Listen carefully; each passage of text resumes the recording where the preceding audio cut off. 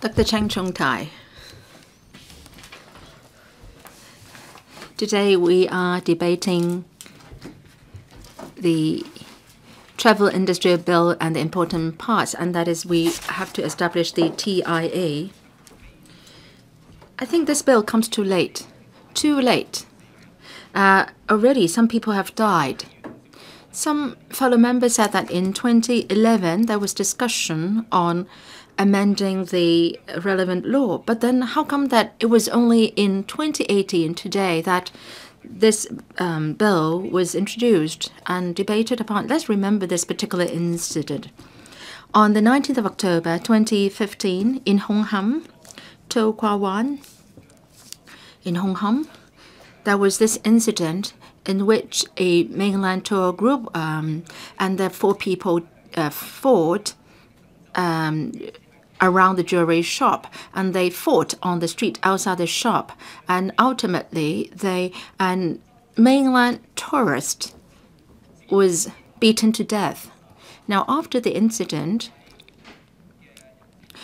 2 people were scot-free. One was a mainland tour escort and 1 local guide. And afterwards, we found out that this so-called local guide was also a mainlander. Now, after this happened, there was a strong reaction within the community, and we all found out that there was coerced shopping in Hong Kong, and people would even resort to violence to get you to shop. So this incident caused great damage to the image of Hong Kong's tourism industry. But Hong Kong people knew very well for the relevant shop that it was not operated by a Hong Kong person. Now, after the incident, we were discussing on how to regulate the industry. And this is the most unfortunate event. I don't think you will remember this. Back then, this mainland tourist, after he was beaten to death, the 4 persons involved in the incident, they were charged or convicted for manslaughter and fighting in a public place, and after certain procedures. And the person who died was said to have died from a heart attack. And then the mainland tour escort and the local guide, they were charged with common assault instead, and they were jailed for 4 to 5 months, and the local guide was afterwards put on bail, or the mainland tour escort was put on bail, and he found that it was so expensive to live in Hong Kong, and he'd rather stay in the prison. So that's the end of the story. So in the tourism industry, somebody was beaten to death, and then, of course, we respected the court's judgment, saying that this person died because of some physical condition, heart problem. And then the 2 persons involved were convicted for common assault, and they were sent to jail for 4 to 5 months. Well, let's not talk about beating people to death. Let's look at coerced shopping. All around the world, heavy punishment will be meted out to such acts. In Beijing, if you force people to buy tickets to visit the Palace Museum, the people engaging in those acts will be thrown in jail for 1 year. Now, a year later, 2016, the case is concluded. Now it's 2018. We are debating on this bill, and they said that the TIA is an independent statutory body. It can help resolve the problems that I discussed, especially the problem highlighted by this incident. Can that really be the case? Well, there will be the trade members be regulating the trade. Is there enough transparency? Is there public dissemination of information? Mr. Michael Look moved an amendment.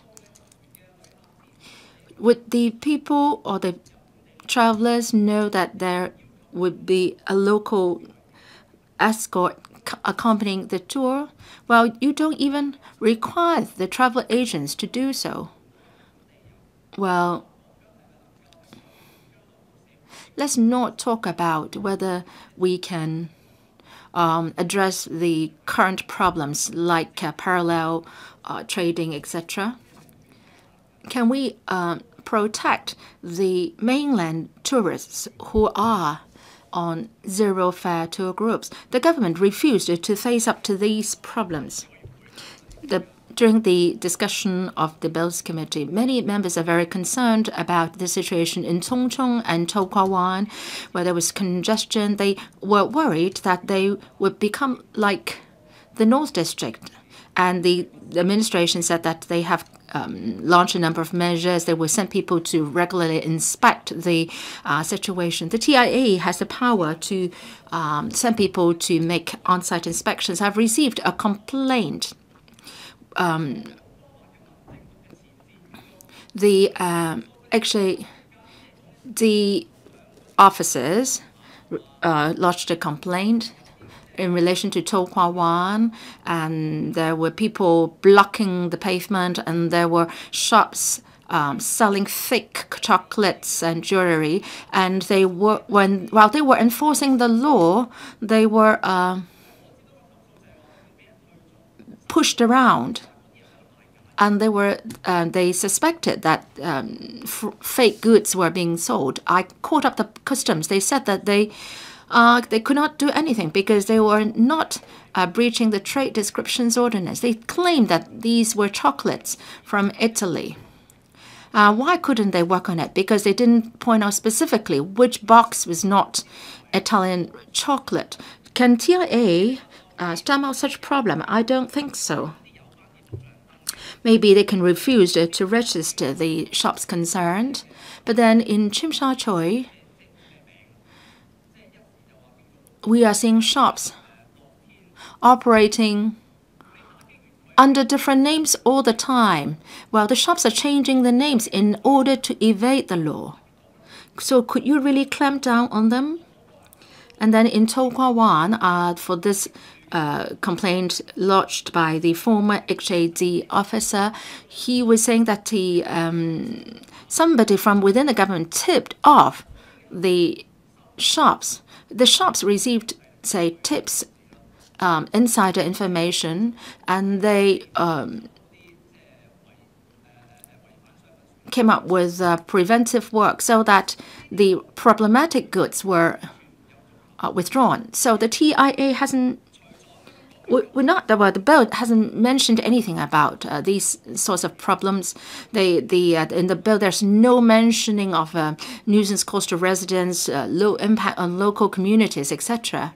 So when we actually implement the provisions of the ordinance, can we really make amends to the chaos in the industry? So when we talk about the tourism industry, are we talking about smuggling of goods, parallel trading, or genuine tourism industry? So what are you exactly regulating? And then during the deliberations, the administration said that the TIA will send staff to inspect on the affected areas. Administrative measures will be drawn up. And if the shops are not amenable to their advice and they do not manage the inbound tour groups in an orderly way, then they will be handling the relevant complaints. So I refer to cases in To Kwa Wan. Do you have certain procedures to close down the shops? Tung Chung is facing some chaos. Well, very soon, all the shops there will be selling formula milk. Can we prevent that happening? So we don't see in the bill that the government is determined to prevent the situation where every district in Hong Kong will be turned into Shangshui. Well, Shangshui's situation is so bad that you even can't take or eat a soup of noodle in the shop downstairs. So that's why the localists staged actions to reclaim the certain districts. Well, we don't want tourists go to different parts of Hong Kong, Qingyi, etc.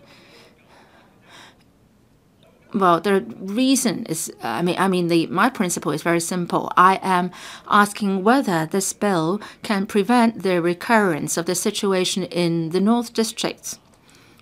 So many tourists, especially from mainland, are doing damage to the environment in the local community. The TIA is not working on that. It said that it can deter certain problems, for example, illegal tour operators, zero-fare tours. Well, it can, to a certain extent, deter those. But then for the local communities, can our situation be improved? So I'm not optimistic.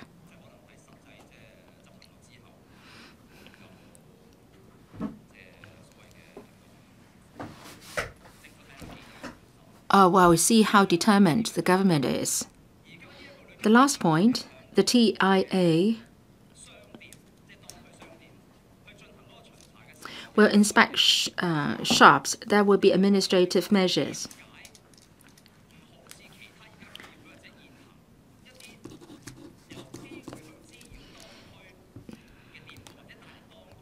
Some shops now cause nuisance to the local community. Can more be done? Say if a bar is to be set up in a certain district, well, you should at least consult the district council or the district councillors in that constituency before a license is issued.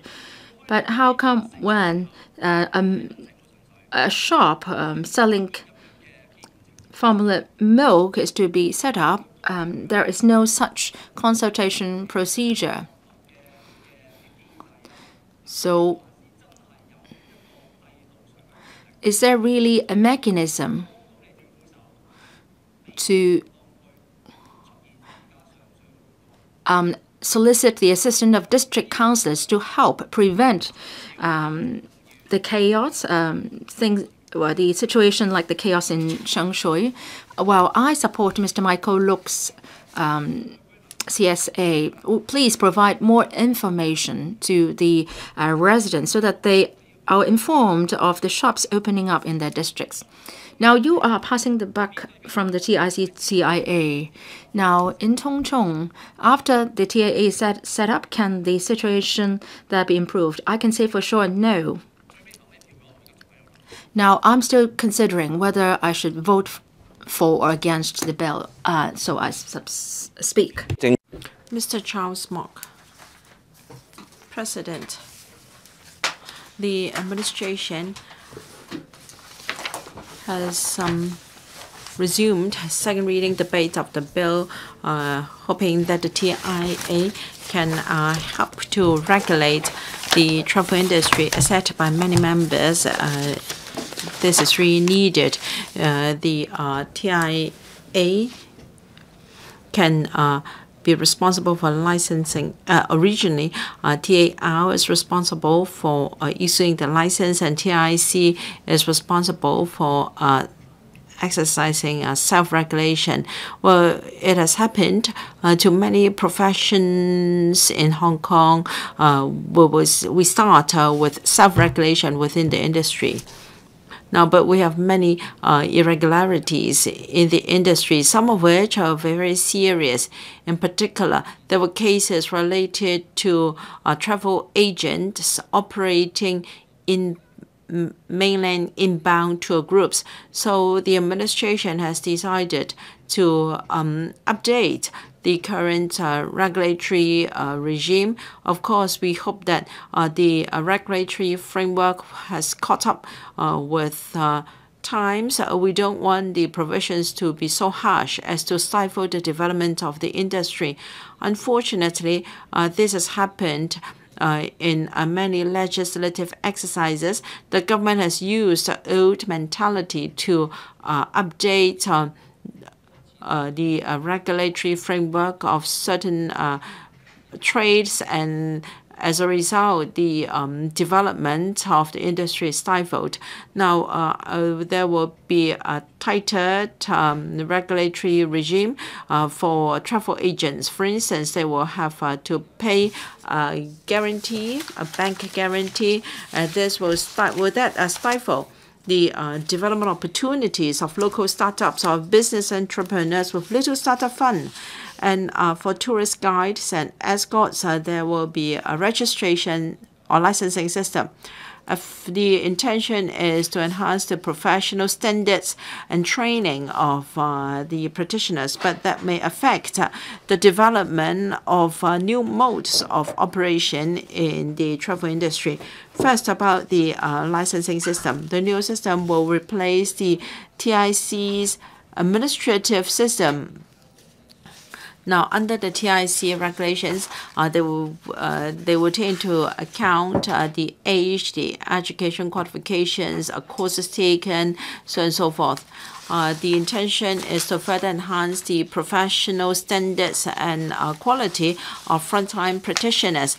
And when a frontline practitioner wants to renew a license, and he will have to have engaged in continuous professional development.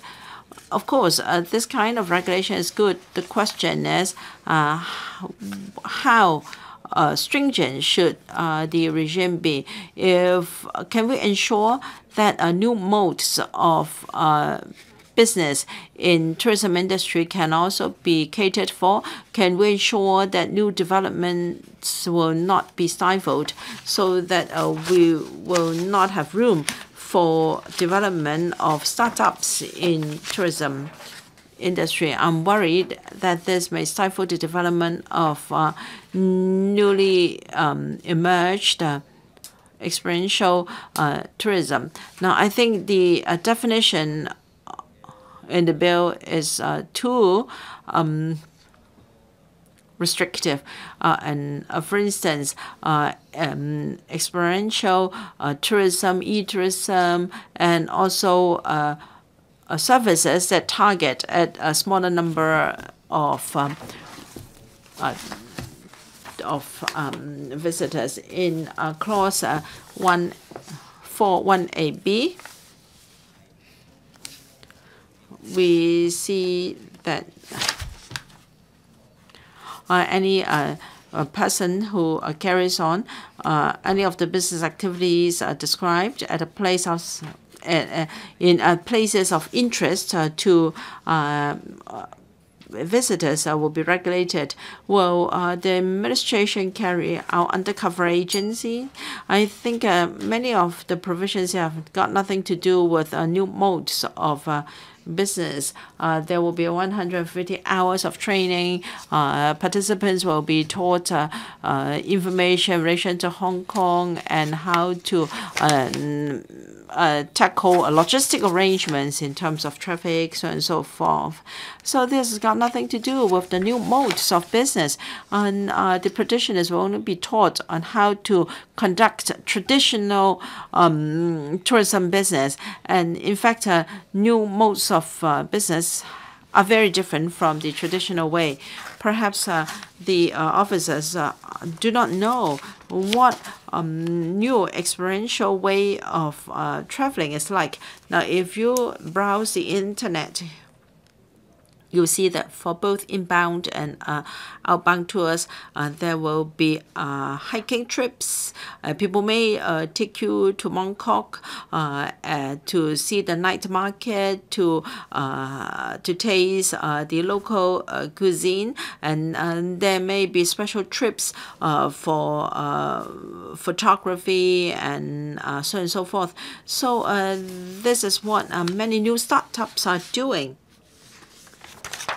Their professional may be photography, or in the construction industry, they may be residents of a particular district. But if you are required to take courses involving traditional tourism knowledge, is really not useful, and usually they will only take a very small group of 2 or 3 travelers, and I don't know whether that would qualify to be called a tour group. Now, even for practitioners or startups who engage in new modes of industry, they will have to take these courses. You have to pass tests, first aid tests, for instance. But should they be forced to learn about the attractions in different districts in Hong Kong? Can we consider exempting tour guides from who engage in experiential traveling from such requirements? I understand that for many online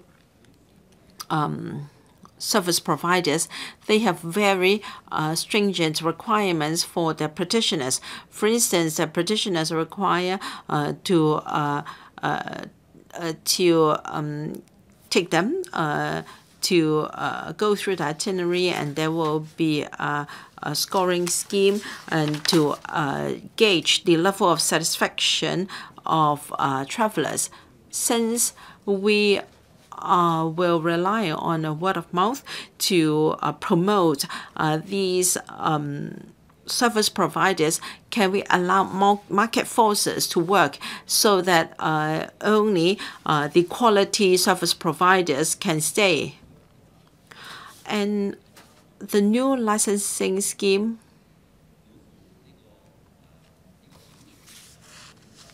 will require the payment of a bank guarantee. This has raised the threshold for entrance to the industry. Again, some new startups or entrepreneurs with limited capital may not be able to join the industry. The purpose of the bill is to safeguard consumers' interests and to enhance the professionalism of the industry and to promote the healthy development of the trade in the long term. Yes, we agree to these objectives. To promote the healthy development of the industry in the long term is important, but whether the regulation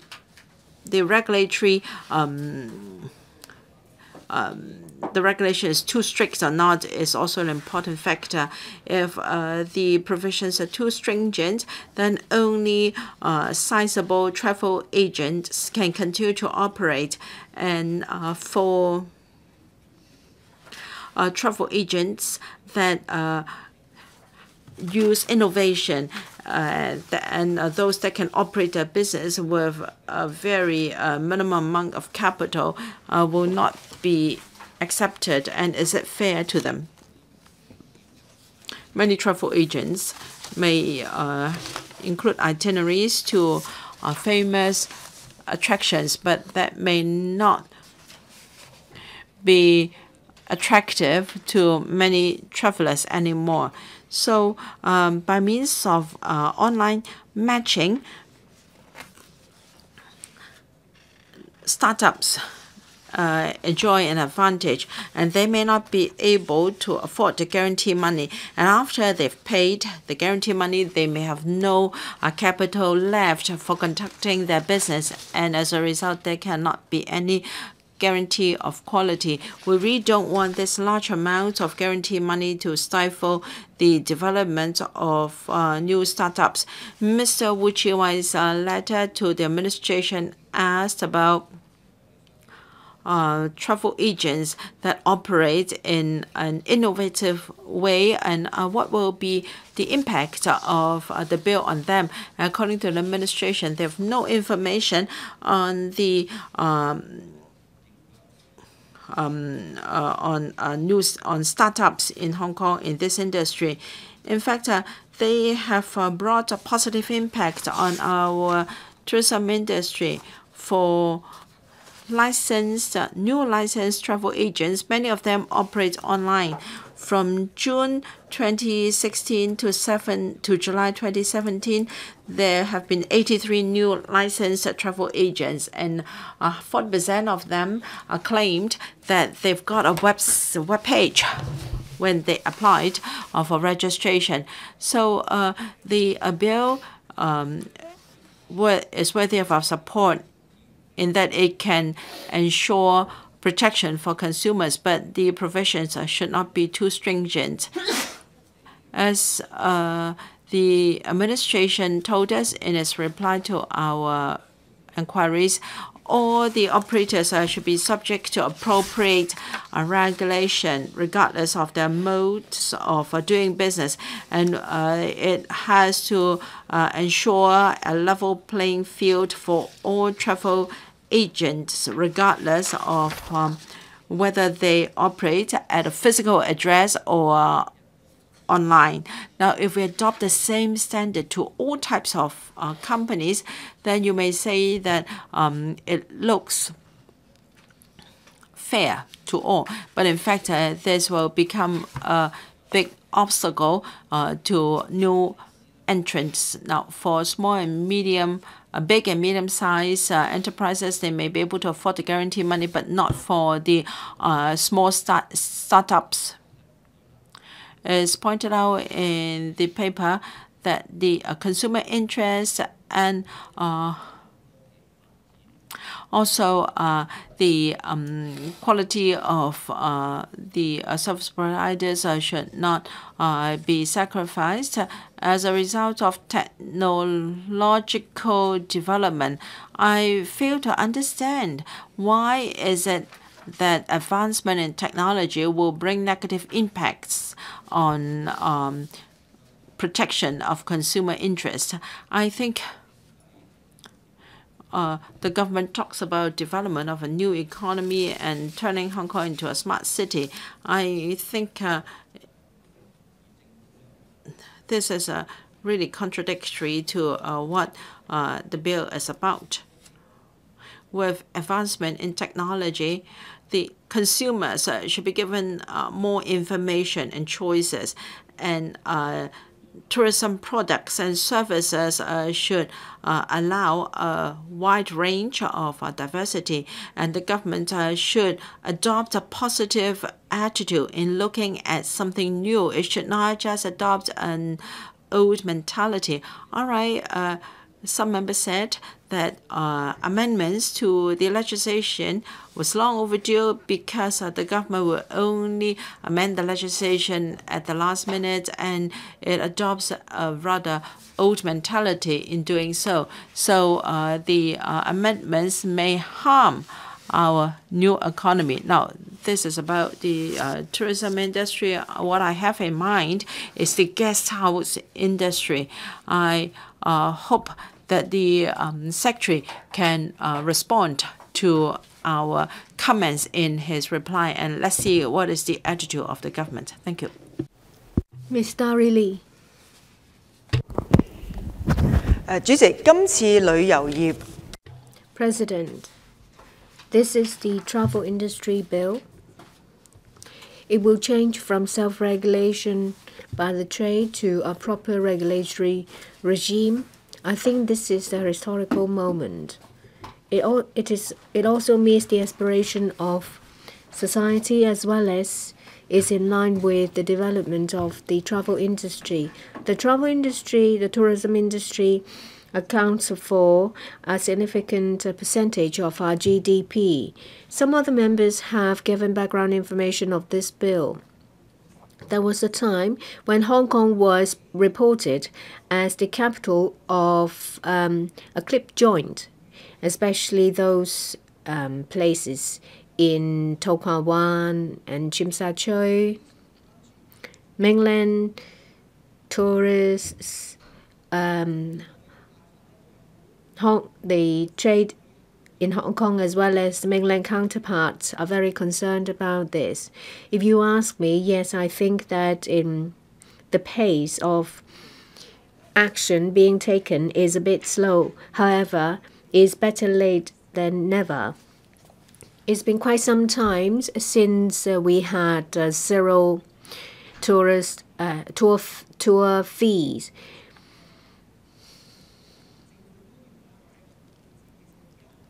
As we all know that there was some change experienced by the trade. Well, there is no longer zero tour fee groups. There are some sponsored tour groups as well as tour groups that are really cheap. There are about 20 million visitors coming to Hong Kong. 5 million of them are from these tour groups, a quarter of it.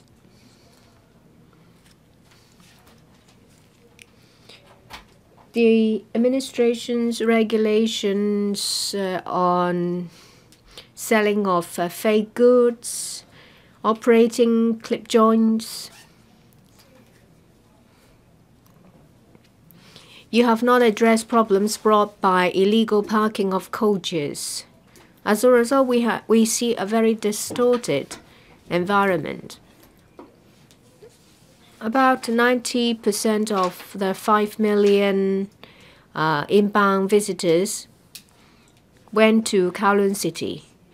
They went to designated restaurants for all their meals and go to designated shops to shop. There are jewelry shops, watch shops, as well as chocolatier.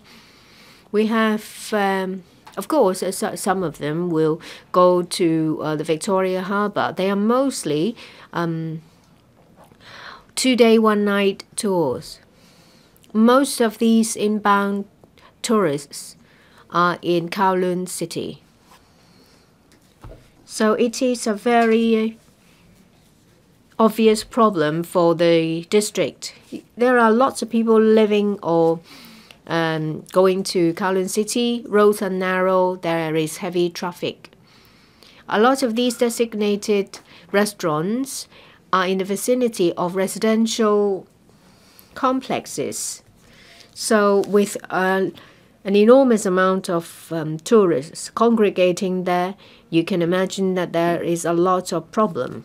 There is a big problem for local residents. I would like to say that the administration is to be blamed. I am a district councillor of Kowloon City. I've been following up on this issue for a number of years. They told me that, well, it's nothing to do with us. When it comes to illegal parking, you have to ask the police to do something. Increasing the number of parking spaces will be of no help. I understand that Mr. Yao has done a lot of work, so has the Undersecretary. The Undersecretary has on a number of occasions went to Kowloon City to talk to the District Council as well as to the trade on how to deal with these issues. I understand.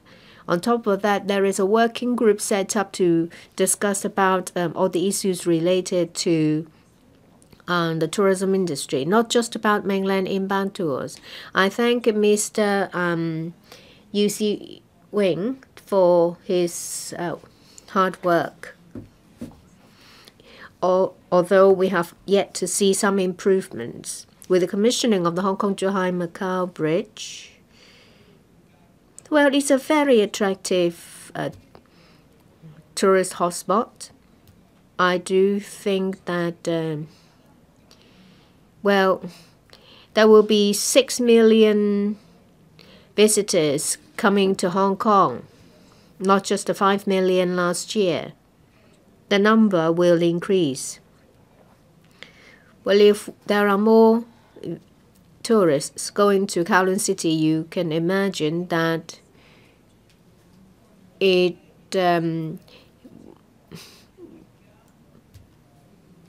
will be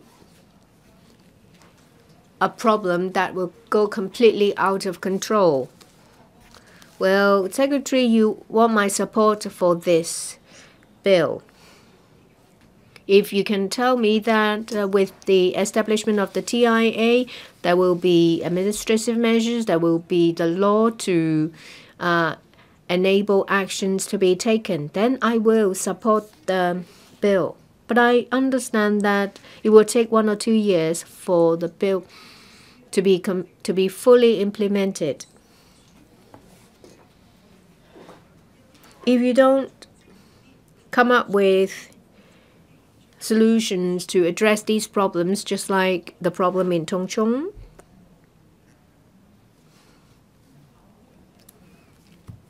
I'm sure that, well, the bomb will explode, so to speak, starting from Kowloon City. I have a number of requests to be made. I asked for the administration to answer them. The TIA is to be established. We ask the TIA to carry out its duties properly. The TIA at the moment is still a regulator. You can't possibly ask for a single district to receive 5-6 million visitors. Last time I asked the oral question, I asked you to stop new shops to be registered in Kowloon City, but there is no progress. I asked the administration to continue with the work. I can't think of any other ways to address the problem. If you continue to allow more shops to be registered, then the problem will continue to snowball, and it won't help with your proposed diversion. People love to flock together. If you don't stop them from registering in the same district, there is no incentive for them to go anywhere else. The trade told me that well, all they need is to decorate the shop and then go to register with the TIC, and there's never been any instances when an application is rejected. So people think about what to sell, how to attract visitors. I don't think they think much about how to receive a large number of visitors. There is no contingency plan or any plan whatsoever. They just leave the problem to the district. You should require these shops receiving mainland inbound visitors to put in place customer and vehicular management plans, because once the shop is open and if there are problems, you should send them warning letters or revoke their registration. It's just like the liquor licensing board. If you want to run a business to sell liquor, you will have to make sure that there are conditions met. I'm not trying to discriminate against them. These designated shops receive dozens of tour groups every day, so 1 million or 2 million visitors a year. Without proper planning, there will be problems faced, problems just like those faced by Kowloon City. I expect the number of tour groups will increase, so will the number of shops. It will go out of control. I asked the secretary to incorporate it into your key work area. There aren't many parties engaging in these to receive mainland inbound tours. If you have meetings with the tourism commissioner or yourself, I'm sure that the situation will improve. I asked the administration to seriously consider diversion. In the past, they said that it is a commercial behavior, so you don't have any measures to put in place. But if you're going to allow millions of visitors to stay in one district, you will have to come up with diversion plans. Secretary, please address these points. I think there is an urgency to the issue. You can't wait for the establishment of the TIA should be done in tandem. I support the establishment of the TIA. Well, with a set of measures available to the TIA, I'm sure something can be done. But we're talking about what is imminent. Last year, there were 5 million visitors. There is an increasing trend. I don't want those with a hidden agenda to use it in their revival campaign or use it as a cause to drive a wedge between Hong Kong and mainland people. I hope you can put in place some measures to stop nuisance being caused by inbound visitors. I so submit to support this bill. Thank you. Mr. Jonathan Ho. Thank you, President.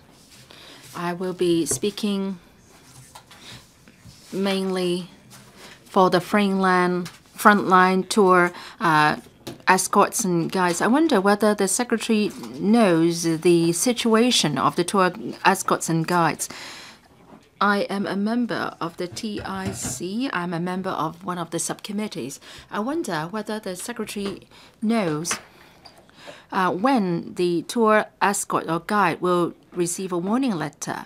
You may say that it has to do with something serious, but I can tell you, if the tour escorts or guides cannot present the certificate or the graduation certificate from a secondary school, then he will receive a warning letter. And he will also receive a warning letter just for very trivial misconduct, and his work will be affected. There is a stringent requirement on tour practitioners. Wow, we have such high requirements. Do we afford enough protection and remuneration for these people? No, that's not the case in Hong Kong. They don't have any labor protection. I will speak about it in a minute. They don't even have job security or job protection. Tour escorts and guides are under stringent regulation, but they can't have a stable job. They are self-employed people, and I think the tourism industry is declining as well. In 2014, we have 61 million people, and 2016 we have 57 million. And last year it has risen a bit. And in 2014 we have the peak 47 million from the mainland, and last year is just 41 million. Well, you won't want to visit a place repeatedly, right? I visited some mainland tourism websites talking about itineraries in Hong Kong, and our attraction is not that much, especially after people have visited us for several times. So we must strengthen our foundation in order to drive the tourism industry development. Have we made enough improvement? We are now scrutinizing the travel industry bill today. We can't deny that the administration has done some work. It has done something to stamp down on the malpractices, but has enough been done?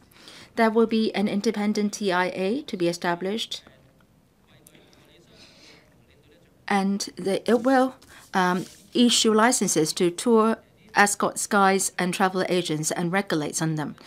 It used, right now, it is a self-regulation by the TIC, and because if it's a self-regulatory body, the entire regulatory mechanism is skewed towards the bosses to help increase their profits, cut down on their costs. So the employees' rights are being undermined.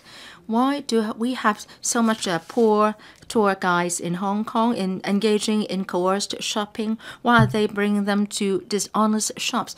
Why? Because they can't make enough for themselves. Since they don't have the protection, they don't even have a salary, so they have to take risk. They have to force the travelers or the tourists to shop before they can get an income. This is a vicious cycle. Our tour escorts and guides do not have to work like that. They should not be asked to pay for the expenses first before they can get reimbursement from the companies. That should not happen. But indeed, this is what is happening.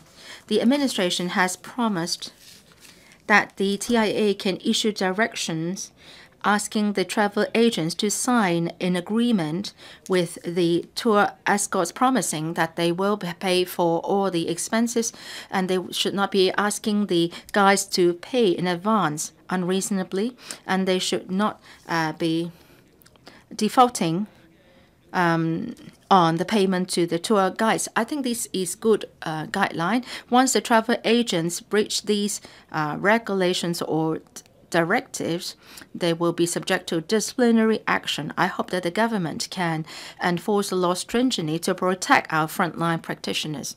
I believe that the TIA will do a better job than TIC since it's an independent statutory body. The TIC is a toothless tiger here. Whenever we discussed cases, we find that we are in a helpless situation. The TIC said that there is nothing much they can do because, after all, they are just a trade body. After the TIA is established, hopefully improvement can be made to help the frontline workers. During the scrutiny of the bill, many frontline tour escorts and guides have asked for an employment relationship with the travel agents. Many of them are engaged in false self-employment. The travel agents arrange for the itinerary accommodation. The travel escorts and guides don't have a say, but then they are forced to claim themselves as a self-employed person. If the cases are taken to the court, I think these travel agents would be considered as breaching the employment ordinance.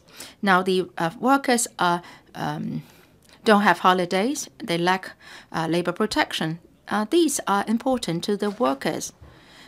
As some fellow members said that they are not looking for long-term or permanent jobs.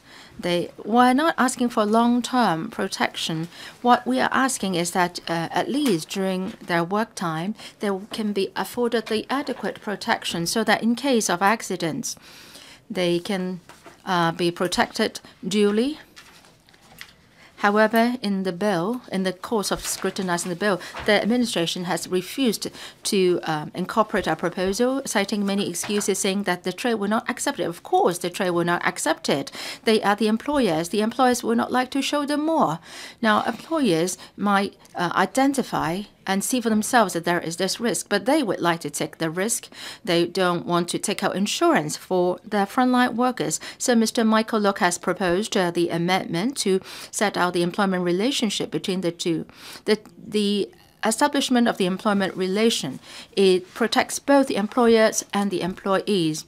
And if insurance has been taken out, if anything unhappy happening to the employees, both parties will be protected. No one knows when an accident will happen because we are talking about a trade which is subject to all sorts of risks. Nobody will ever anticipate that an accident like Luxor will happen. So that can be protection. There should be protection for both sides.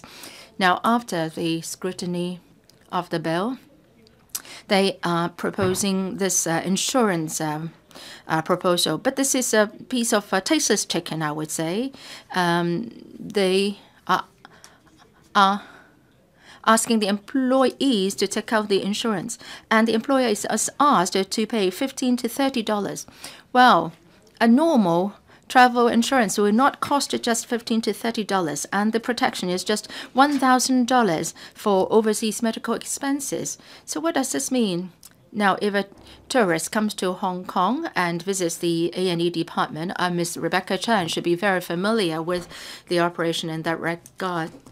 They are charging $1,230 for every visit. So if we can't pay out of insurance protection locally, that amount will not cover overseas medical expenses. This is quite a meaningless proposal. How can the government expect the workers to accept the proposal? We hope that there can be protection afforded to the workers in case of accidents. Now, after such lengthy discussions, they are coming up with this proposal, which can't afford any protection. It's a far cry from what we've been asking for. So we are very unhappy. The trade union is very unhappy with the proposed amendments. So I hope that members can support Mr. Michael Look's amendment so that the workers can be afforded the protection under the employment relationship. And apart from the labor protection in the trade, I think we should do more to promote the overall development. The TIA will be plugging the loopholes, but then can they do more? The TIA may not think it's their responsibility. In the Hong Kong's tourism industry, what are the tourist spots there? Wow, an essay of 1,000 words will cover all the tourist spots in Hong Kong. And another 1,000-word article will list all the Michelin restaurants, and that's it. And we're lagging behind, far behind overseas countries. If we go to Japan, Wuhan, we can appreciate the sakuras, and in overseas countries, we can appreciate the natural beauty. We have beauty tourism. And sometimes people go to Jeju Island in Korea to take driving exams. This is a new industry. Over the past 10 years, what value has been added to Hong Kong? Recently, in fact, when my relatives come to Hong Kong to visit me, I feel bored because I'm tired of the peak tram, the Buddha in Lantau, and also the concessionary ticket offered by FTU to the Ocean Park. What other attractions we have? The Victoria Harbour Light Show, Light Parade. But comparing to other tourist attractions in similar economies, we are falling behind. We have the resources, but we do not have a consolidated plan. Although resources have been proposed in the policy address to create more tourist attractions, they are far from sufficient. We hope that through the examination of this travel industry bill, we can really collate all the resources we have for local tourism so that the resources can be deployed for the local community as well as for attracting tourists. For example, in the mainland, we in fact could attract mainland tourists by offering vaccines, but in fact, because of lack of regulations, if we offer vaccination for mainland tourists as a business, there will not be sufficient vaccines available for locals. That's because of the lack of coordination and regulation on the part of the government. We hope that the government can be more creative so that we can have proper planning for tourism so as to help the industry. At the same time, we should eradicate unscrupulous acts. And I urge members to support Mr. Michael Look's amendment so that we can plug the loopholes and so that frontline practitioners can have the protection they deserve so that they can work, have a happy work life so that we can add value to our tourism industry. I so submit. Mr. Ray Chan. Thank you, Chairman. Thank you, Mr. President. Just now, Mr. Ho Kai-ming mentions that the mainland tourists can come to Hong Kong for vaccination. Let me respond to that. In fact, very often we can combine tourism industry with other industries, such as cosmetic surgery in Korea, and also, for example, clinics in Hong Kong and obstetric services in Hong Kong. But we need administrative measures and other measures. Well, in fact, I've fallen ill and I've just visited the doctor. And last week, I don't know whether it is due to the injection I received last week with suspended particles. Well, in fact, for mainland patients, sometimes doctors would be afraid of administering vaccines or injections for them. So if we need to combine tourism industry and other industries, we need a holistic plan. You cannot just rest on your laurels and wait until all the vaccines have been snapped up by mainland tourists. And I recall this bill stemmed from what happened in 2010. The then Chief Executive Donald Tsang proposed in his policy address that the tourism industry should be regulated. And if nothing untoward happens, this bill will be passed today and the TIA will be set up. We've waited for 10 whole years. Why did the government propose a reform in the first place? As explained by other members, there were a spate of incidents, zero fare group tours, or very low, ultra low fare, and a lot of tourists could come to Hong Kong with the payment of only a very meager fare. But how would the operators make a profit? The tourists would then be taken to shops where commission would be paid to tour guides or tour escorts. If there was insufficient patronage, the income of tour guides and tour escorts would be undermined. And as a result, we saw the notorious case of the evil tour guide. And because of insufficient patronage, the tour guide told the tourists off. And the video clip went viral on the internet, and even the CCTV had the coverage of the incident involving this tourism scandal. It greatly tarnished the image of Hong Kong, and ultimately the Hong Kong government had to propose a reform of the regulatory regime of tourism industry. In 2013, there was a proposal to set up a new regulatory authority. In the past, we used to have separate licensing and regulatory authorities. First of all, the TAR would process the licenses, and then the TIC would be responsible for regulation. And the only passes would be issued. We do not have a licensing system per se, but under the new mechanism, all the tour guides, tour escorts, and travel agents would be regulated by the travel industry authority so that we have a streamlined, simple regime for regulating the industry. Under the new licensing system, licensing conditions will have to be met, and the relevant personnel will need to undertake the relevant professional development schemes. So there is an extra layer of accreditation. I want to focus on one point. That is, according to Clause 153J, 2J of the bill, there would be an administrative mechanism to regulate the shops to be patronized by group tours.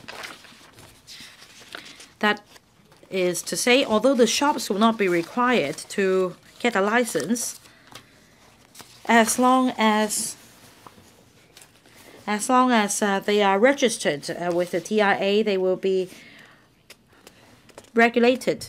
I hope that this would put a stop to problems such as coerced shopping and zero-fare tours. Of course, the committee deliberated on the issues. For example, some members suggested that it would not suffice just to pick on shops because the TIA should also make sure that there would be no nuisance cost to the neighborhood.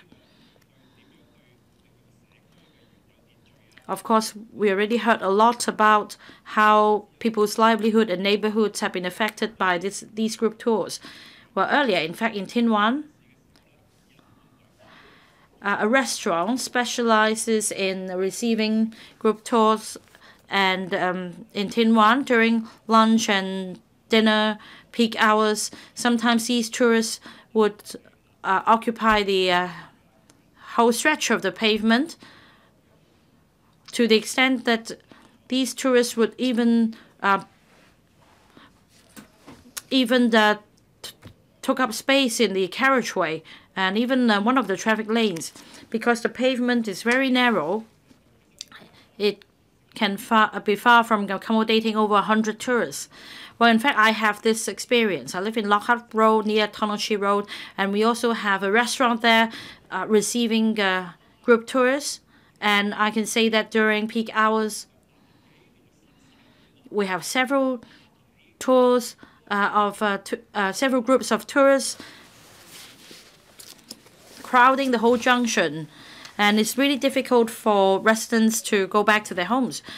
Of course, the restaurant operates their own business, and they're open to business. They won't turn away the waiting guests, and it's really difficult to operate a Chinese restaurant nowadays. But under such circumstances, is there any way to improve the arrangement? For example, the restaurant can make time arrangements with the tour escorts so that the time of gathering and the time of when the patrons disperse would be better. And I think we also need to deal with the issue of tourist spreading into people's neighborhoods. Because if they are not welcomed by residents, overall speaking, Hong Kong's image would be tarnished. The committee also spent time to discuss the illegal parking of tourist coaches.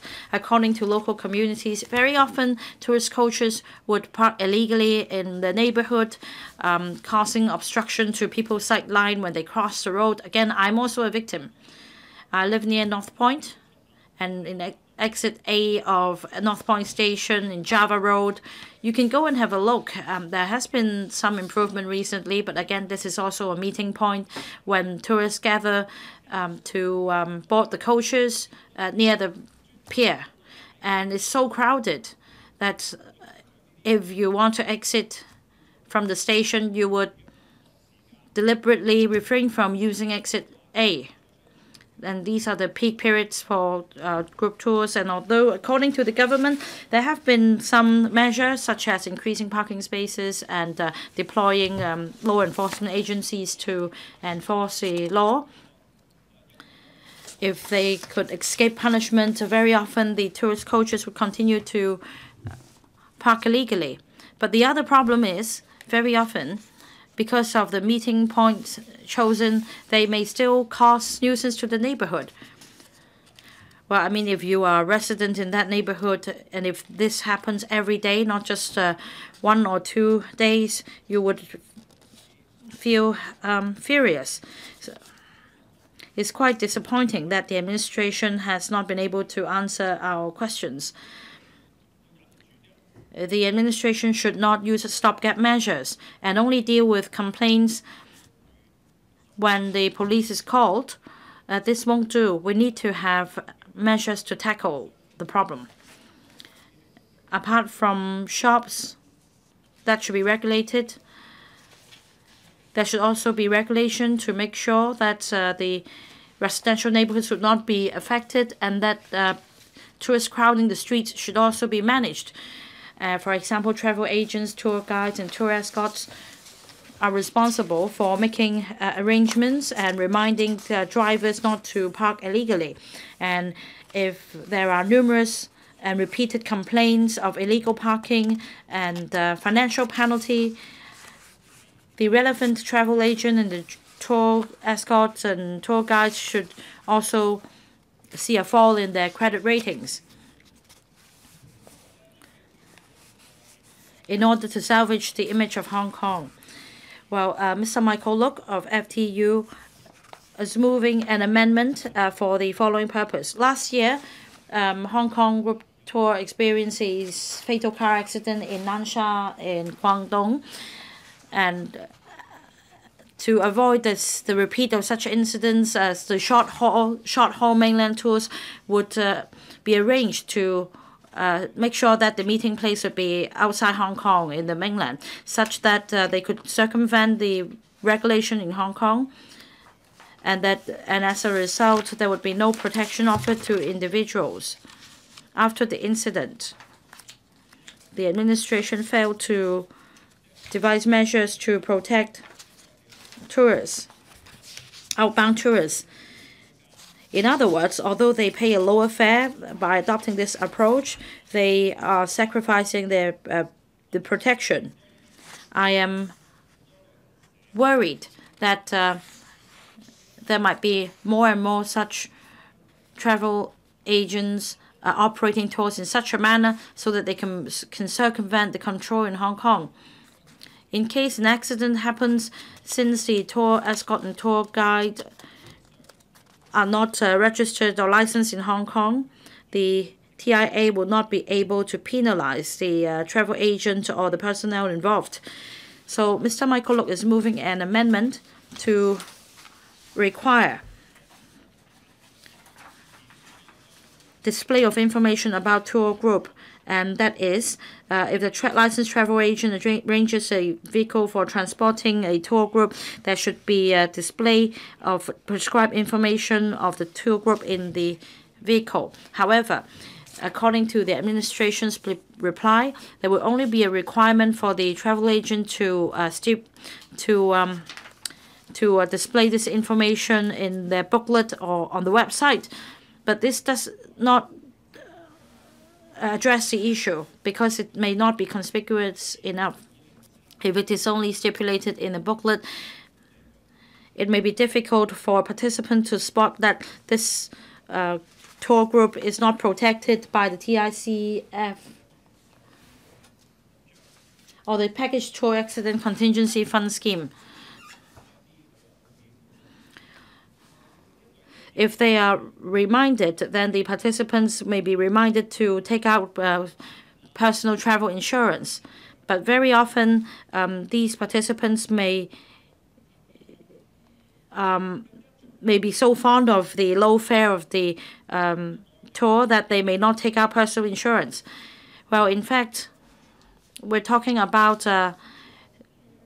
tourist confidence in Hong Kong, and today, this is the first step in passing the travel industry bill regarding the future operation of the TIA, whether it has teeth and whether they can protect tourists. Well, we need to wait and see. However, we shouldn't just work on tour groups. The government should take a broader perspective. For example, the tourist impact on communities and also capacity problems in different communities. I recall that the Hong Kong Tourism Board's chief mentioned once that we must not turn tourists away.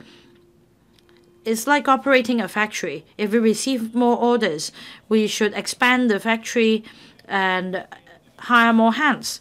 But I'm afraid that Hong Kong is not like a factory unless we can reclaim land to expand capacity. We need to make sure that there is mutual understanding and accommodation. That means not concessions on our part, but also to remind the other side not to cause nuisance, so that the tourists coming to Hong Kong can have a comfortable stay and to spend here. We call ourselves a city of hospitality, and we need to be polite towards tourists, but they come with conditions. That means traffic management, capacity. These are issues that the government should consider. On the whole, I'm going to support this bill. Mr. Dennis Kwok. Thank you, Mr. President. Mr. President, the Civic Party is going to support the bill, and we also support the administration's proposal to set up the Travel Industry Authority. However, before we vote on the matter, I would like to have a word about the history of the introduction of the bill. As colleagues have already said, in year 2010, the government started to consult the public in relation to the regulation of travel agents. Taking on board the views of the public, the government took out the decision to set up the TIA. We talked about the composition, we talked about the powers and functions of the authority, and then there are also the licensing details covering the tour guides as well as the tour escorts. I just hope that by having a comprehensive regulatory system, we can enhance the quality of the service and we can have long-term and sustainable development of the tourist industry. But then what I want to say is that Mr. Donald Tsang, the then chief executive, made an announcement. It was in the year October 2010. He stated the proposal in his policy address. Now we're in the year 2018. In other words, we've spent a total of 8 years before we reached this stage. That is, eventually we have got a bill to regulate the travel industry. Well, I do think it is really a very complicated bill to cover the travel industry. How come that it has taken so long? How come it has taken so long to come up with this bill? And in between, we have passed 2 terms of the government. Does it show that the government has been very slow in launching bills that are necessary? It is indeed disappointing. We do need such a bill. How come it has taken so much time? And in fact, the Administration of Justice and the Judiciary panel discussed about the LRC reports, the Law Reform Commission reports. Sometimes we have to wait for a decade's time before the law reform recommendations are put into practice. People have asked how come that it seems that we have been marking time and lagging behind in the past 10 or 20 years. I think the government should be held responsible for this. If we don't move with the times and if we don't update our legislation in tandem with the latest developments, then we will just fall behind. I think this bill is a classic example. That is, our legislative pace is indeed too slow. Now, of course, if you talk about introducing laws that would touch upon vested interests or legislation that would go against our established values, or if we are to introduce something which is very controversial, say, for example, Secretary, I think once your bureau did try to amend the copyright ordinance. Then for such cases, we do expect a lot of opposition. And I can understand why it has taken a long time to complete the legislative process. And in some cases, we may not be able to complete the legislative process. However, in this case, I think even within the industry, most of the participants are in favor of having a regulatory framework. So how come that the government has still needed as long as 8 years to come up with the completion of the process? Has something gone wrong in relation to the consultation exercise so that we have to spend as much as 8 years before we can have it processed and we expect it to be enacted, passed either today or tomorrow? I think the government must review the process. Secretary, you used to be the Secretary for the Environment. I think at the time you would never have imagined that we have to wait until this time to get this bill. It is mind-boggling. Of course, I'm not saying that this is a very simple and straightforward case, and there's only one model of regulation. I recall that there were a few options proposed. Say, for example, keeping the dual-track system, or we keep the TIC as a public corporation. Option 2 is that some of the regulatory functions of the TIC should be transferred to the government. Option 3 is the idea to set up an independent authority to oversee the travel industry. and we set up a new statutory organization so as to enhance the credibility. And this way, we can also remove the concern that it would be a matter of peer oversight. In fact, the TIC can continue to represent the industry. The TIC can continue to reflect the views of the industry.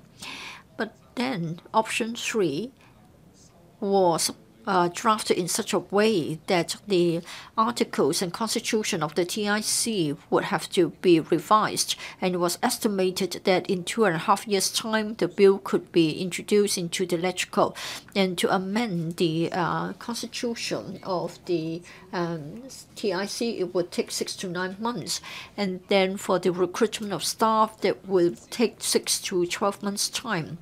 Well, in 2013, we're supposed to get the bill in October, and then in 2014, in the month of October, we could amend the constitution of TIC, and then we can start the new regime in October 2015.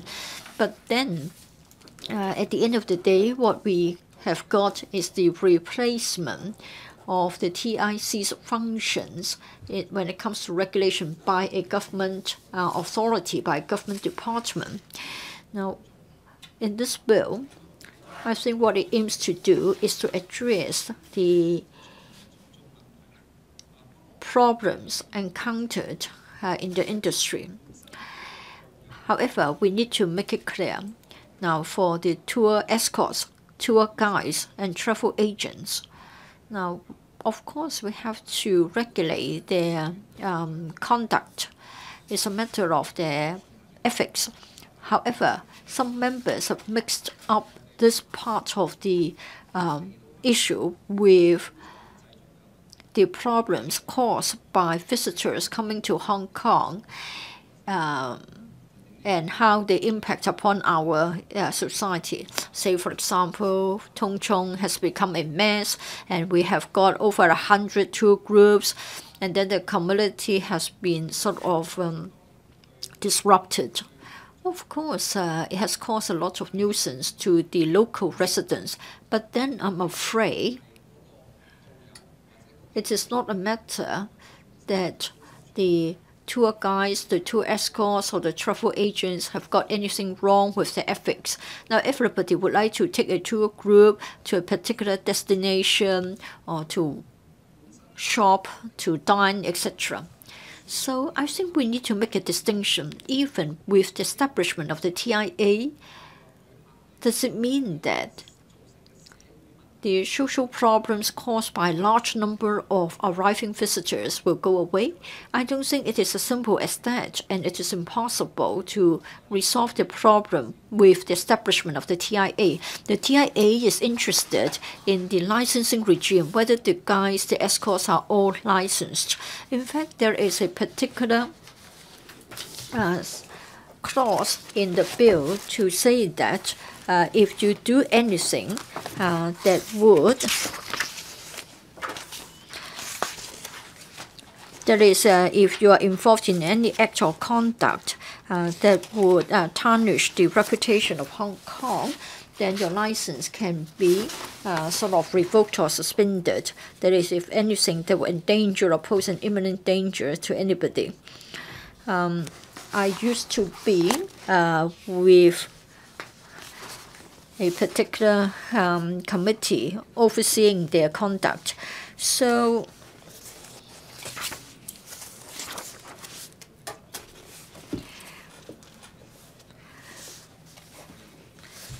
if we look at the bill, if a practitioner is leading a group, does it mean that he's doing anything that would endanger or pose an imminent danger to the, or he brings or poses an imminent risk of bringing the travel industry of Hong Kong into disrepute?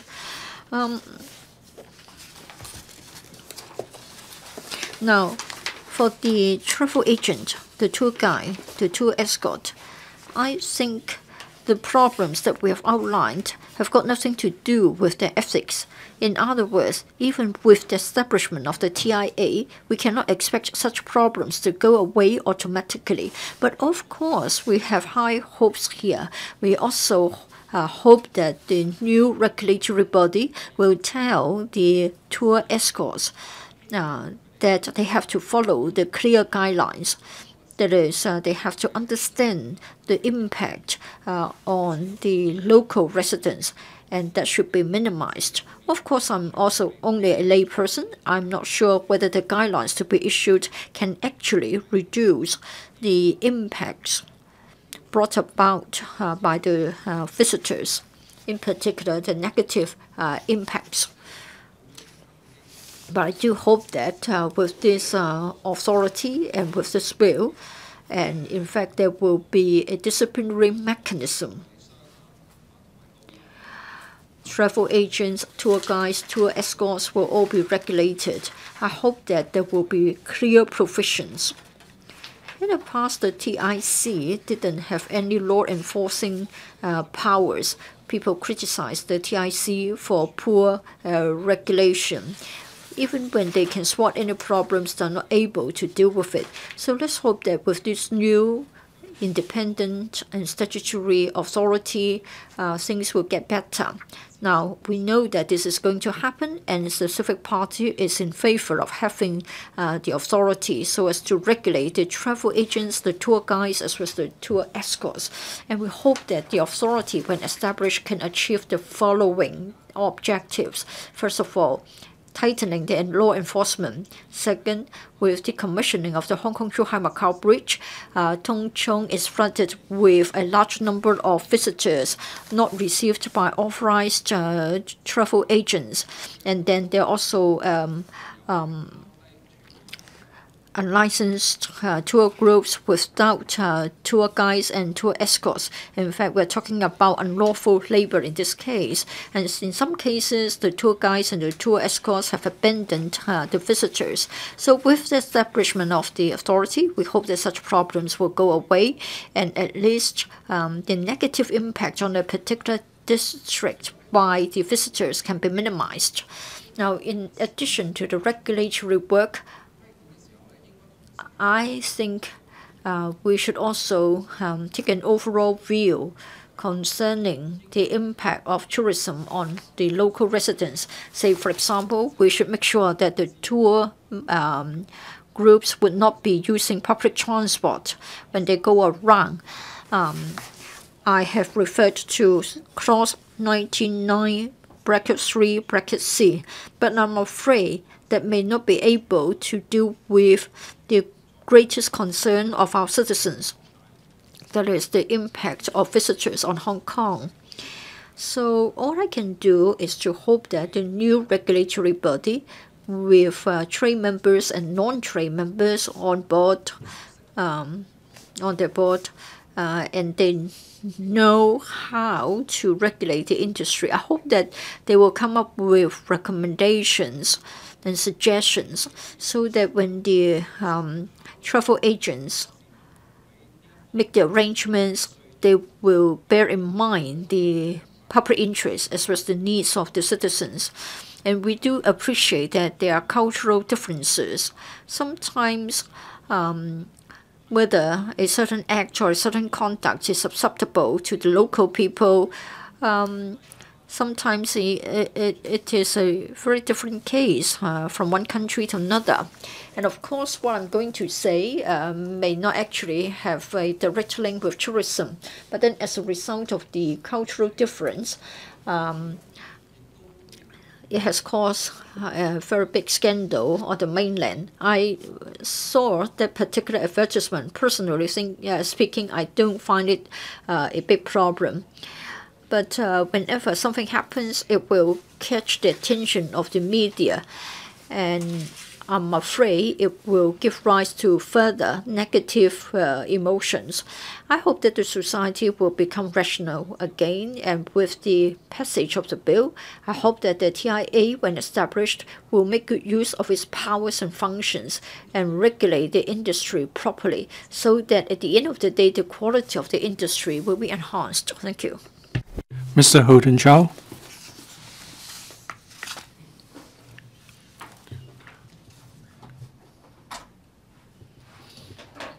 Thank you, President. I support the second reading of the travel industry bill. We know that the bill has gone through a number of processes. The objective is to enhance the enforcement of the travel industry so that we can address unscrupulous practices through the establishment of this authority, which would enjoy powers to more effectively enforce the law and rules. So there will be benefits for the community. So I very much support the second reading of this bill. President, during the deliberations of the bill, well, I have some observations which I would like to share with this Council. The new Travel Industry Authority will be empowered to regulate the travel industry, and one of the powers would be for the TIA to issue administrative guidelines or measures. And if a licensed travel agent is the subject of a complaint, and after the investigation is done, it's found that the travel agent has violated the administrative guidelines, then the TIA can take disciplinary action against it. This approach is more effective than the system that we have at the moment. Having said that, I want to point out an important issue here. What are those administrative guidelines to be issued by the TIA? How would the guidelines be worded and drafted? I think it's a matter of concern to many people. According to the reply letters from the government to our legal advisor, it said that under Clause 55, there's a stipulation which says the TIA has the power to issue guidelines, directives, or codes of conduct, etc.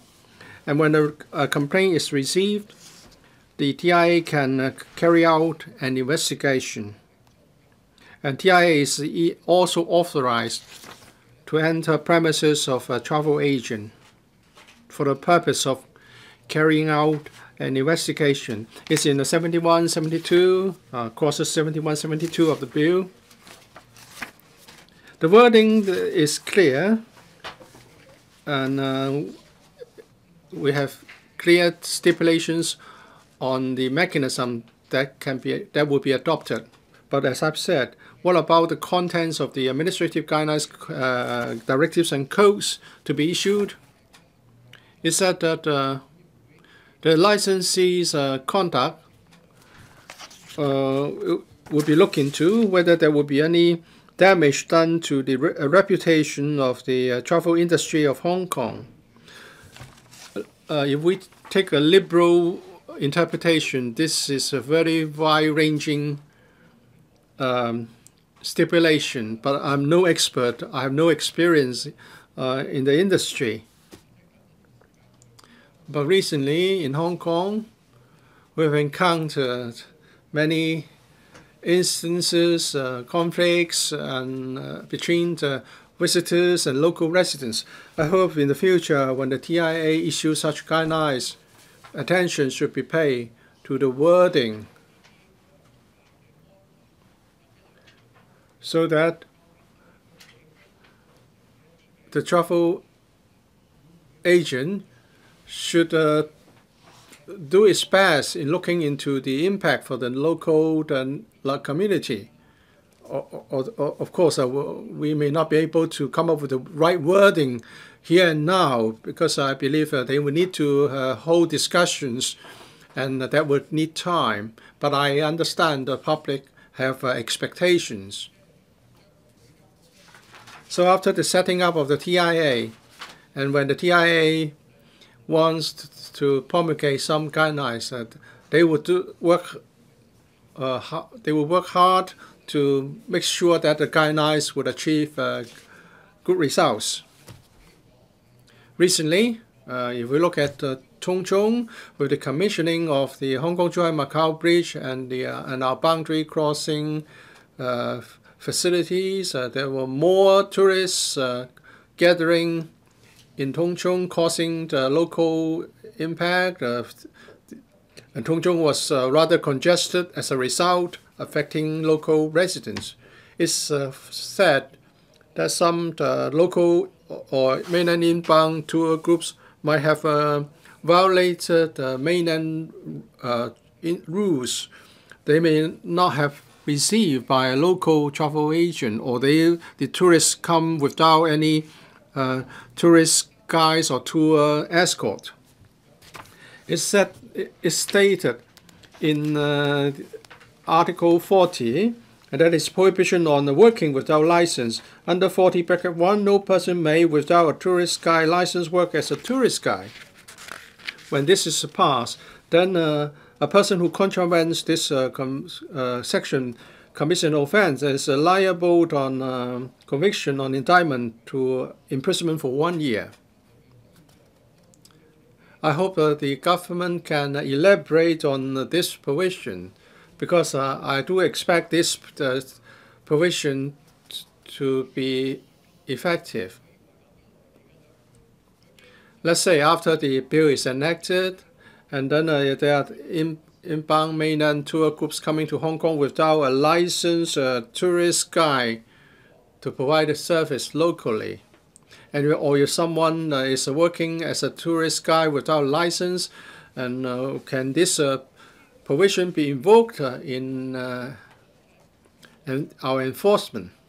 If that can be done, then these so-called illegal inbound mainland tour groups can be deterred. I hope the Bureau can elaborate on how this may be achieved. I have to stress that in combating these illegally operated mainland tour groups, we need not just efforts on the part of our government, but also the mainland authorities. Actually, I received a reply letter from the Guangdong Culture and Tourism Office saying that the mainland has stepped up their enforcement work, so to combat these so-called illegally operated mainland tour groups. And if they detect problems, they would not allow them to leave the mainland. I hope through better enforcement, this problem can be lessened, and also through the efforts on the part of the SAR government, things have improved in Tung Chung with regard to the tourist numbers. But the government should be vigilant. The coming New Year, the coming Lunar New Year holidays would be a peak periods for tourists to visit Hong Kong. And I hope that in the boundary crossing facilities of Hong Kong, we can provide shops and retail facilities for these tourists, so that they don't have to go to Tung Chung to shop. I believe if we do all these, the problems at Tung Chung can be alleviated. I hope the government would deal with this important task according to the timetable. Lastly, during the deliberation of the bill, we mentioned repeatedly that this bill was introduced because in the past there were the zero-fee tourist groups affecting the reputation of the travel industry of Hong Kong, as well as Hong Kong's reputation as a tourist destination. I hope more enforcement can be carried out to combat such illegal activities. Because these groups, while collecting no payment from the tourists, will force the tourists to shop, and that would affect our reputation. I hope more effective enforcement can be carried out after the enactment of the bill, and whether we're talking about the future TIA codes of conduct or administrative guidelines for the compliance by travel agents and tourist guides. I hope the government will do what it takes to safeguard our reputation as a tourist destination. Thank you. Mr. Paul Chair, do you wish to speak? Thank you, Mr. President. Mr. President, thank you for reminding me. I haven't pressed the button, but having heard speeches made by other members, although I may not have been fully prepared, I think it's time for me to give a response. First of all, I welcome the tabling of this bill so that we have the opportunity of passing this bill to further regulate the travel industry or even to make some progress. Well, some members just now talked about history, and I recall that in 2010 I was the LegCo member representing the tourism industry, and I wouldn't say that I successfully strived for this, but the then chief executive eventually agreed that a review would have to be conducted, or that reform would have to be undertaken. So despite the proposal first being floated in 2010, why is it that we have spent so much time before the bill is finally tabled?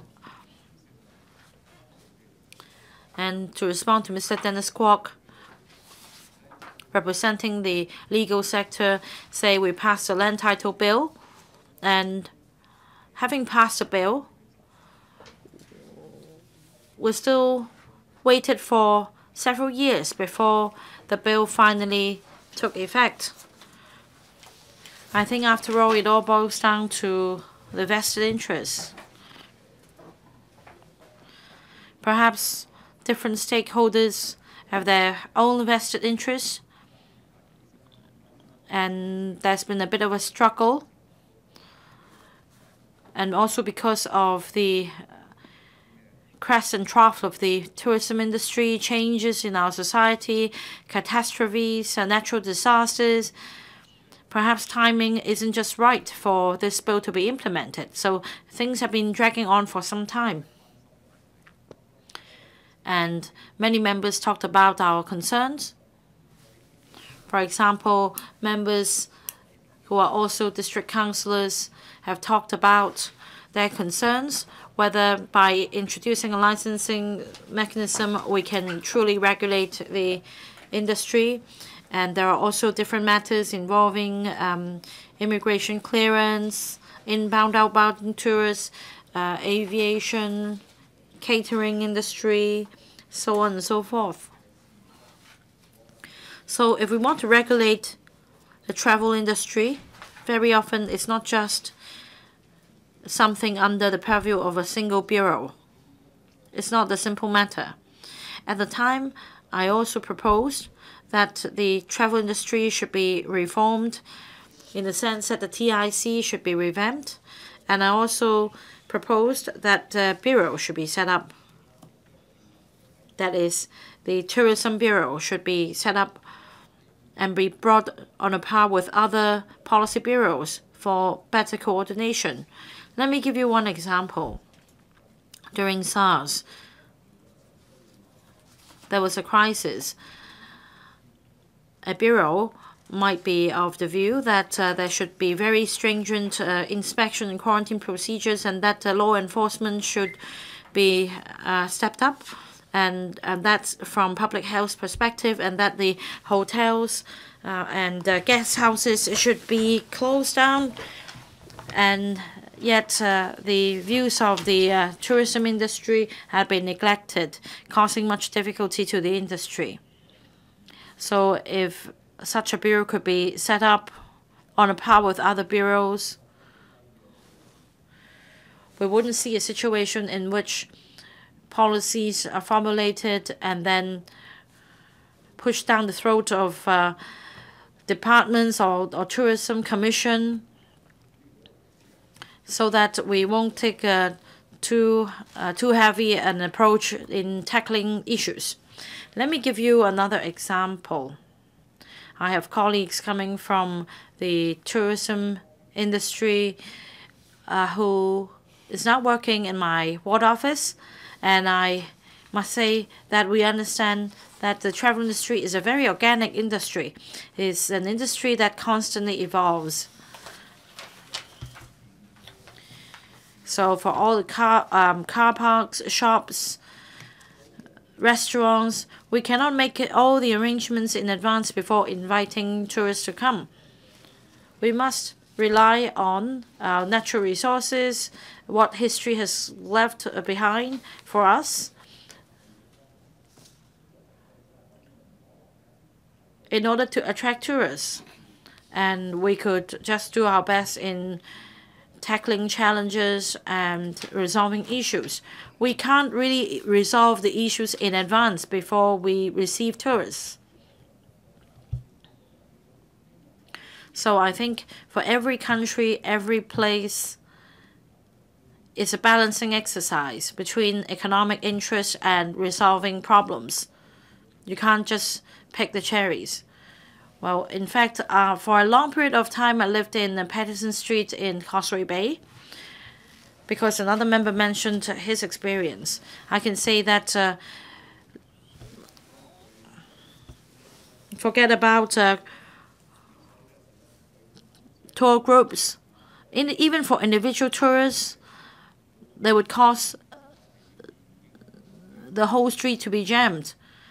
And we also, of course, experience rallies, demonstrations.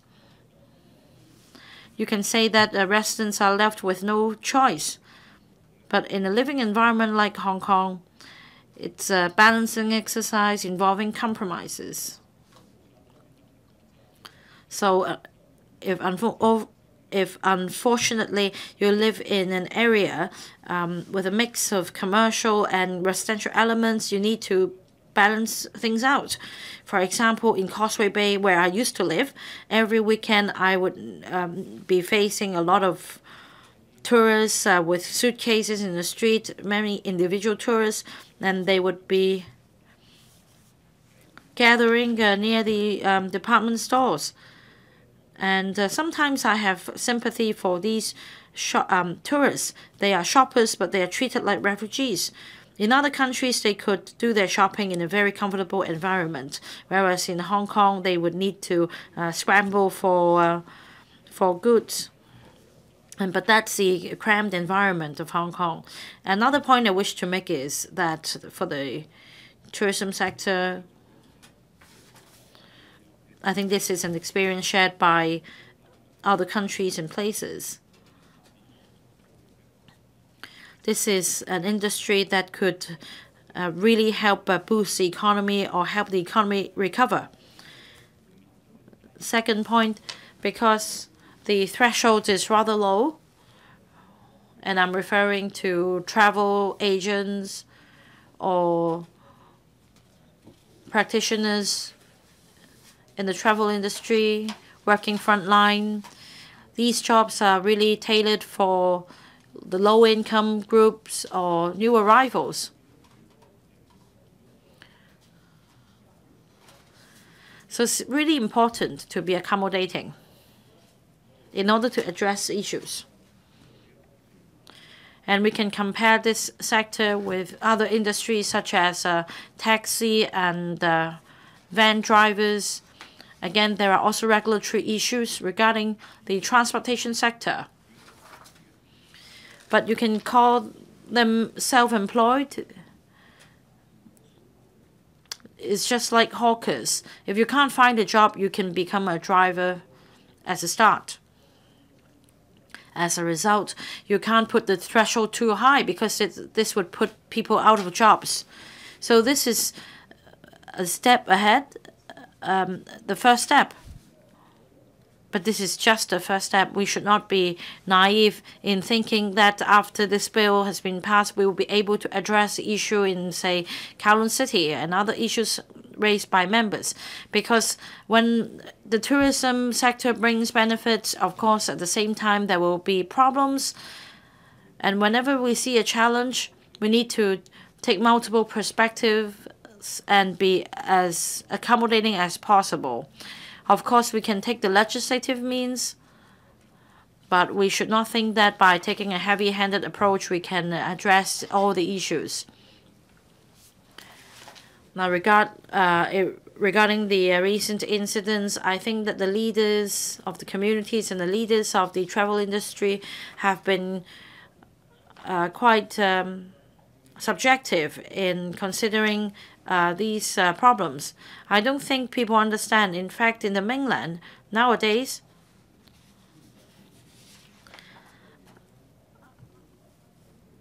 apart from tour groups arranged by travel agents in the mainland, authorized by the ministry in the mainland, having to meet the requirement in Hong Kong, and that is to have a local travel agent as their counterpart. There are lots of travel agents in the mainland that do not operate the same way, and I don't want to dwell into this topic. It's really difficult to manage such an organic industry. And I think that the TIC is a bit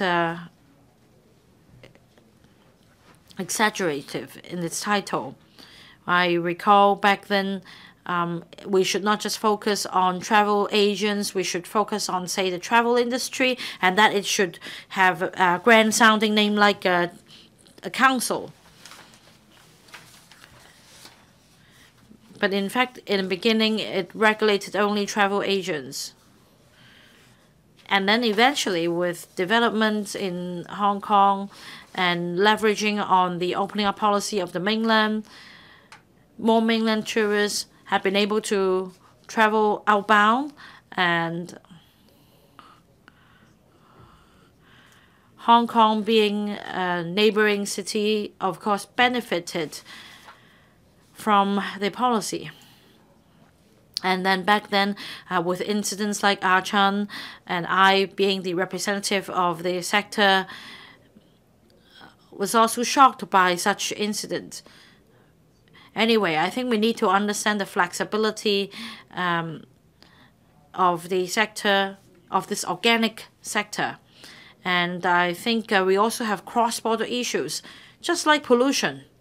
I'm not suggesting that they bring in pollution, but we do have cross-border issues such as waste management, air quality.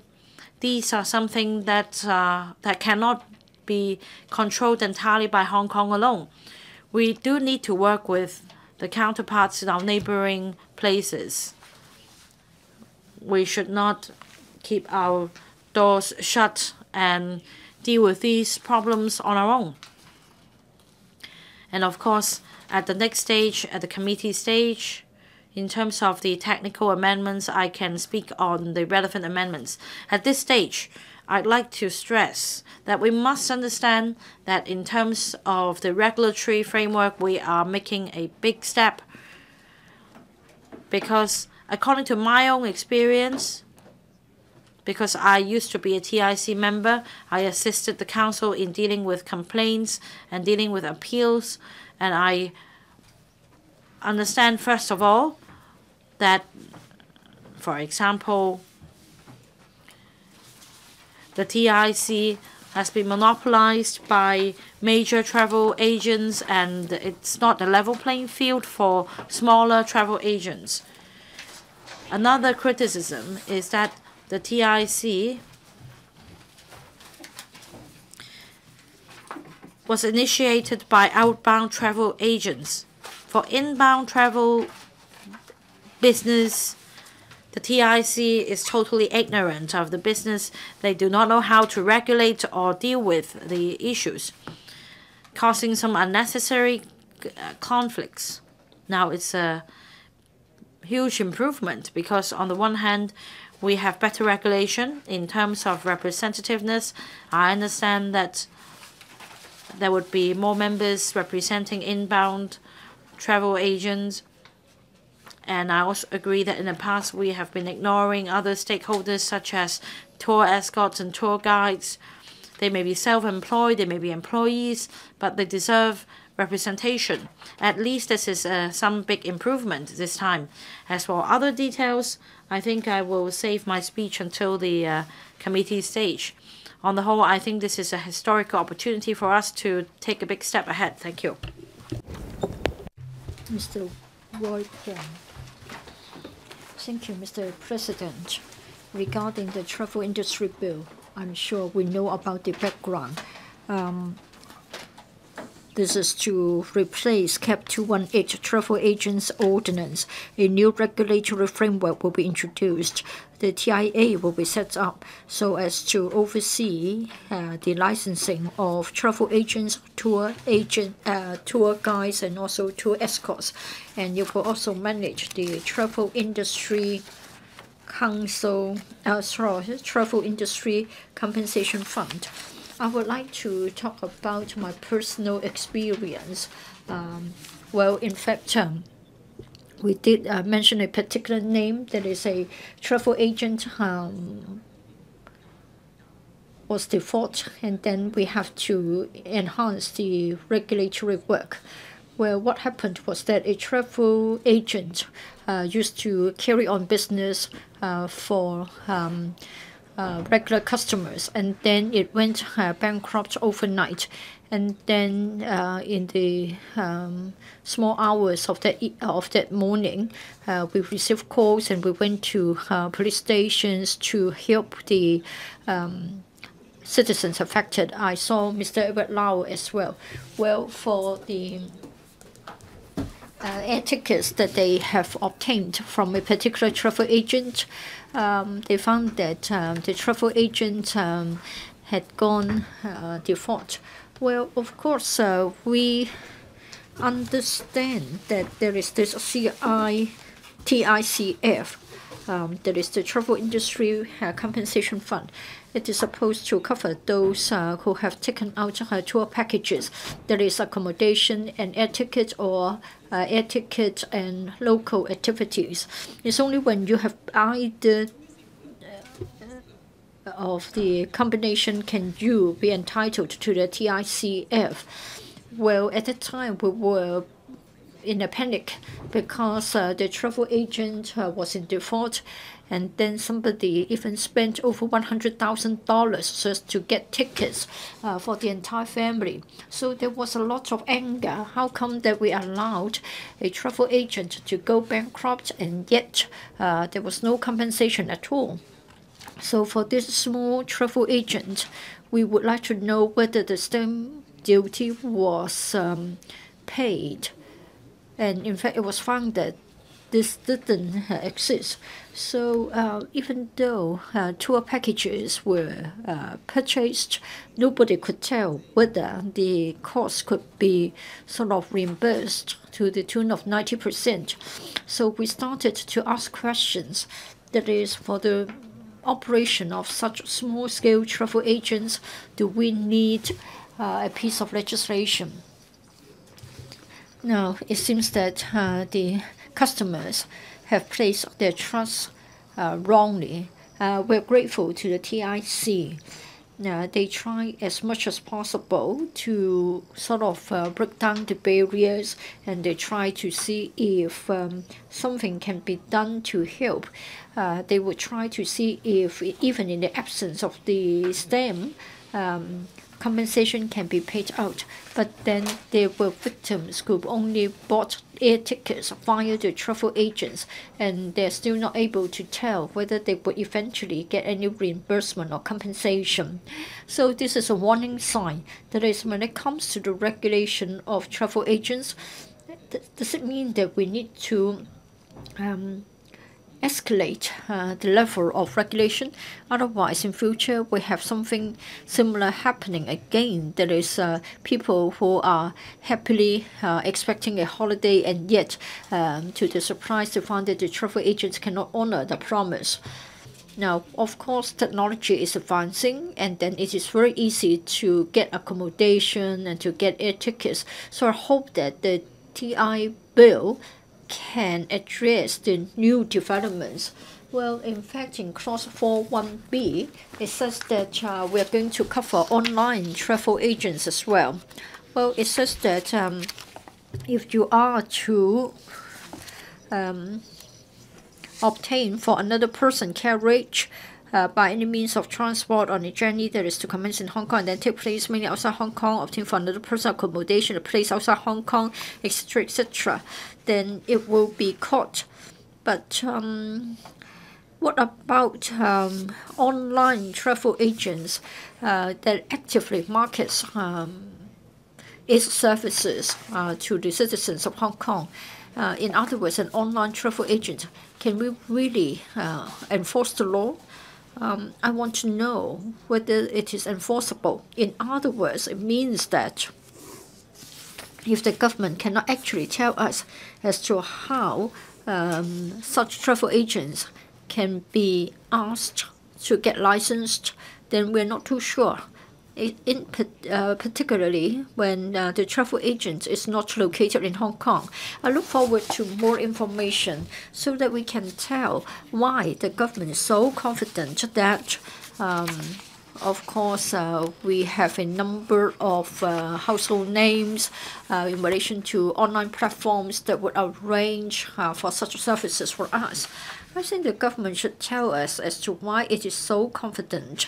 I think information in this area is lacking.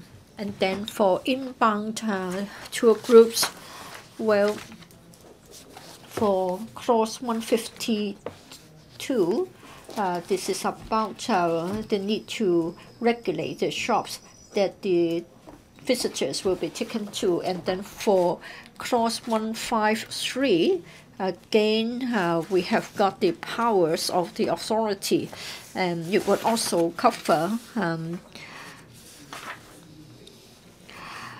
the administrative scheme for regulating shops that inbound tour groups are arranged to patronize. I know that there will be an administrative scheme to cover the shopping activities. In other words, if the administrative measure is breached, the TIA can decide on some disciplinary action. Well, what happens is that the TIA can also look at the shops that the mainland visitors will be taken to patronize. In other words, if the mainland visitors are gathering outside the shops, then the TIA can come up with administrative measures to deal with the question of crowd control. But then would it result in suspension or revocation of the licenses? Just now, members talked about the case of Kowloon City. Some streets have been sort of blocked by the tour groups. I'm sure government departments have a part to play, but how are you going to exercise your powers? And what about evidence? How do you gather the evidence? Can you sort of easily establish a case? Can you sort of accuse them of poor crowd management and so in breach of the administrative measure? If the shop hasn't got a crowd control measure or crowd management measure, and if the shop cannot sort of manage the space outside the shop well, but then is it really easy to enforce the law? even when we have such allegations. And then, of course, members are also concerned about the carrying out or carrying on of mainland touring business. Well, it seems that we have to ask Mr. Horton Chow to be accountable for this. But then for clause 5, that's about the definition. It is quite similar to clause 4. That is, we'll talk about the acquisition of accommodation, means of transport, etc. So it is when you are involved in such business, then you will come under the regulation. But then you can only cooperate with approved mainland travel agents. In other words, you can't sort of deal with the unapproved and unlicensed tour groups from the mainland. And it means that it is most crucial to gather strong evidence. Well, just assuming that the bill will be passed, is it easy to tell whether you see a group of people in Tung Chung? Can you easily prove that they are in a tour and then they haven't got registered with Hong Kong in advance? I think it is quite difficult.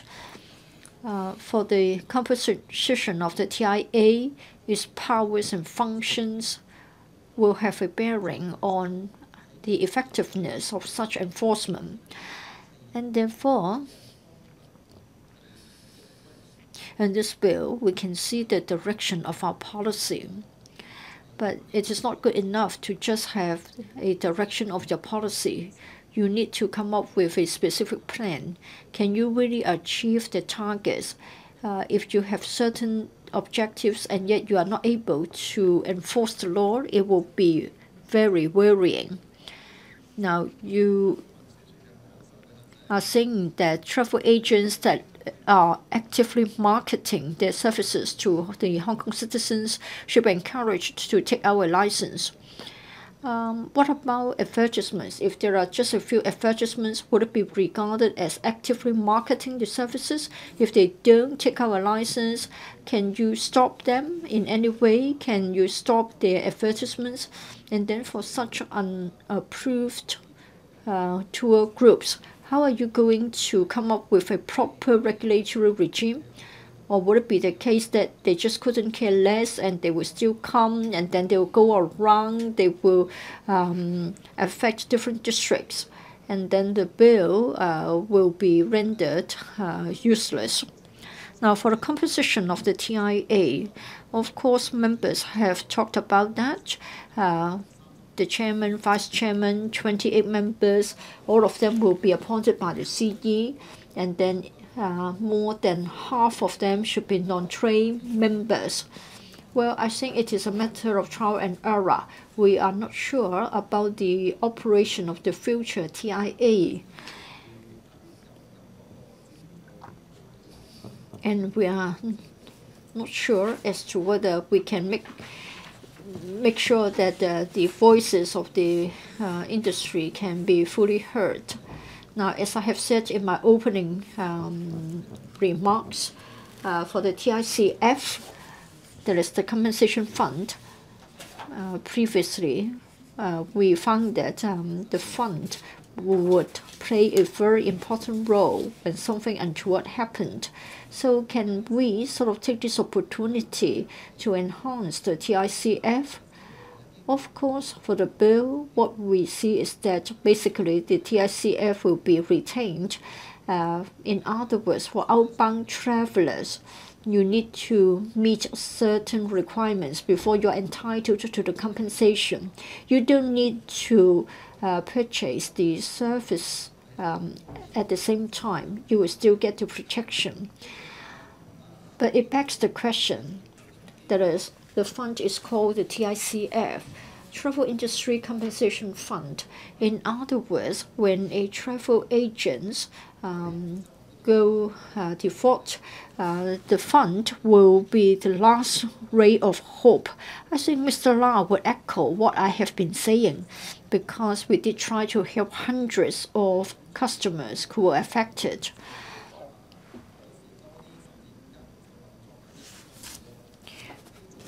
Well, there are victims who haven't bought the packaged tours. How can they prove that? But even if they have got their services from a travel agent, they still find it difficult to be entitled to compensation.